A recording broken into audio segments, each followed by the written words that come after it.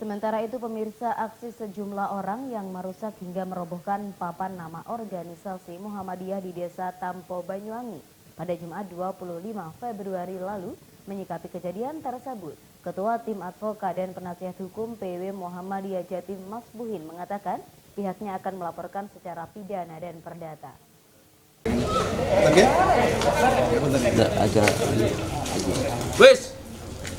Inilah aksi sejumlah orang yang merusak hingga merobohkan papan nama organisasi Muhammadiyah di Desa Tampo, Banyuwangi pada Jumat 25 Februari 2022 lalu.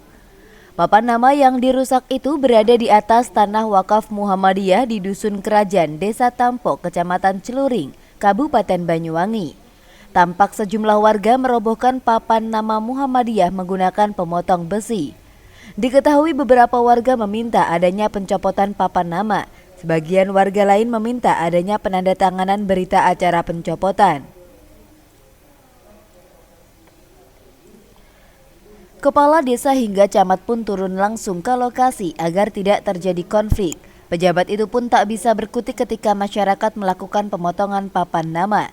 Alasan dirobohkannya papan nama tersebut konon untuk kerukunan warga di Banyuwangi. Sementara menyikapi kejadian tersebut, Ketua Tim Advokat dan Penasihat Hukum PW Muhammadiyah Jawa Timur, Masbuhin, mengatakan pihaknya akan melaporkan secara pidana ke Ditreskrimum Polda Jawa Timur pelaku yang telah melakukan perusakan. Ia menyebut tindakan perusakan papan nama Muhammadiyah di Banyuwangi telah mengakibatkan keresahan dan kegaduhan di tengah masyarakat maupun warga organisasi. Selain itu, PW Muhammadiyah juga akan menggugat secara perdata para terduga perusak papan nama organisasi ke Pengadilan Negeri Banyuwangi. Hal itu dilakukan karena tindakannya dianggap menimbulkan kerugian material bagi warga Muhammadiyah. Diketahui menyuruh melakukan perusakan dan yang turut serta melakukan perusakan sebagaimana diatur dalam pasal 55 ayat 1 ke 1 Kitab Undang-Undang Hukum Pidana Jungto pasal 170 Kitab Undang-Undang Hukum Pidana.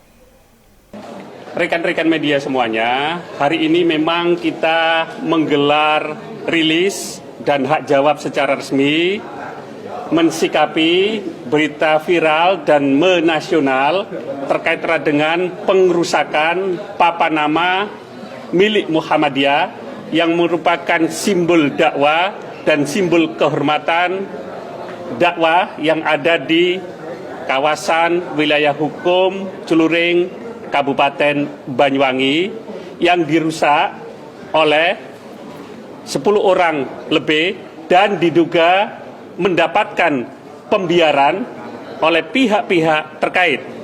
Pengerusakan itu tanpa ada perintah dari pengadilan, tanpa ada perintah dari kepolisian, tanpa ada perintah dari kejaksaan. Dan ini murni sebagai tindakan eigenrechting atau main hakim sendiri yang membawa konsekuensi hukum bagi mereka yang telah melakukan pengerusakan. Yakni mereka terancam dalam hukuman pasal 55 ayat 1 ke 1 KUHP, junto pasal 170 ayat 1 KUHP dengan ancaman hukuman maksimal penjara 5 tahun 6 bulan. Namun sebelum itu akan diawali dengan berkirim surat kepada Kapolda Jawa Timur, Gubernur Jawa Timur, Kejati Jawa Timur, Kapolres Banyuwangi dan Kejari Banyuwangi. Secara administrasi, pihaknya juga akan mengajukan permohonan perlindungan hukum secara resmi kepada Presiden Republik Indonesia, Menko Polhukam, dan Kapolri di Jakarta. Terpisah, PW Muhammadiyah Jawa Timur melalui sekretarisnya Tamhid Maishudi menuturkan keprihatinannya atas peristiwa itu.